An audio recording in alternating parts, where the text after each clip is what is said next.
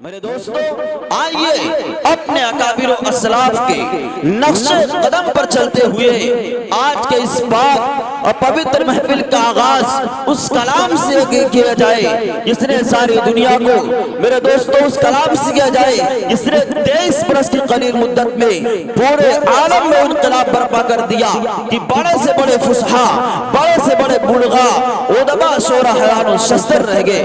मेरे दोस्तों, आइए उस मुकद्दस कलाम की तिलावत बासादत से हम अपनी महफिल का आगाज करें।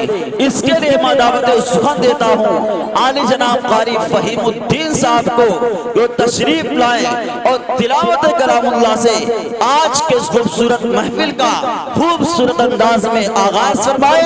इस शेर के साथ उनका इस्तकबाल है कि जो जलसा गाह से कुरान सुन के जाएगा, जो जलसा गाह से कुरान सुन के जाएगा, कसम खुदा की वो जन्नत में घर बनाएगा। कारी फहीमुद्दीन साहब माइक पर।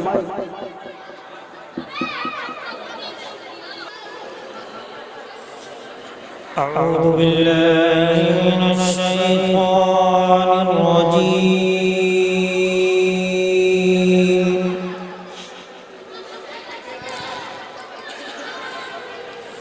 बिस्मिल्लाहिर रहमानिर रहीम।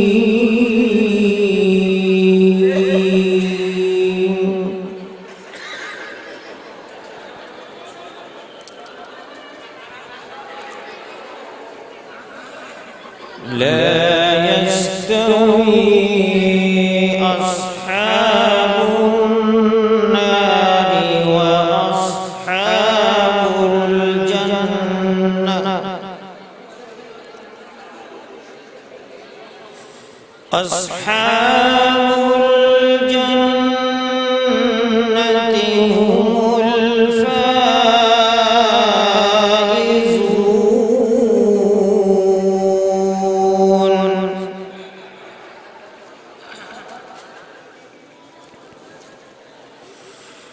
لو أنزلنا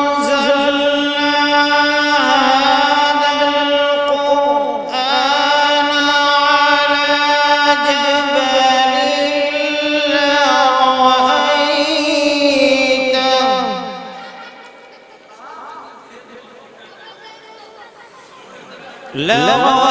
لرأيته خاشعا متصدعا من خشية الله.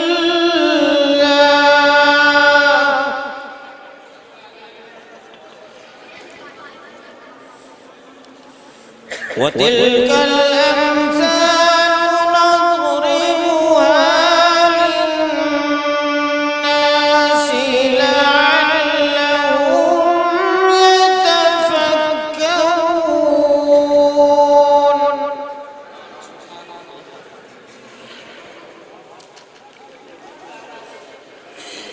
هو الله الذي لا إله إلا هو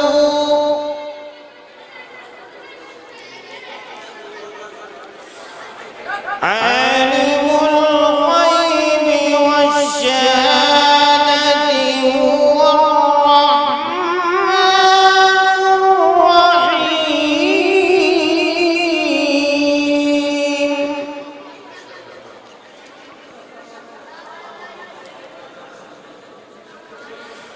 هو الله الذي لا إله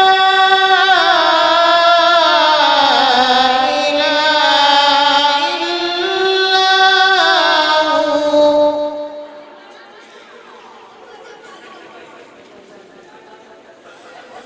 الملك القدوس السلام المؤمن المهيمن العزيز الجبار المتكبر.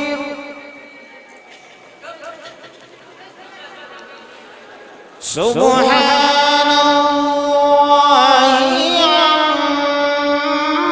عما يشركون.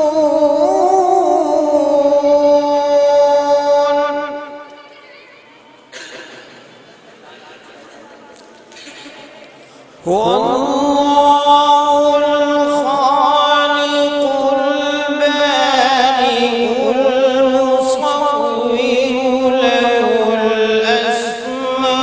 الأسماء الحسنى يسبح له ما في